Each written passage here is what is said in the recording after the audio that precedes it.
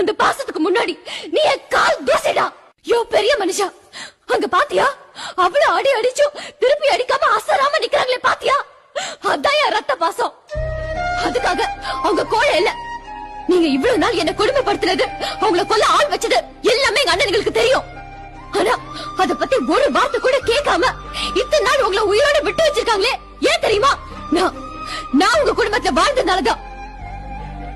அவங்கள உள்ளங்கை தண்ணி நினைச்சியா தட்ட உடனே கவுந்து போறதுக்கு. சமுத்திரவியா கவுக்க முடியாது. மீறி கவுக்க நினைச்சா எல்லாரும் முழுகி செத்து போயிருவோம். என்ன என் மேல கோபமா? நான் செஞ்சது தப்பு இல்லன்னு, நான் சந்தோஷமா இருக்கணும்னு தானே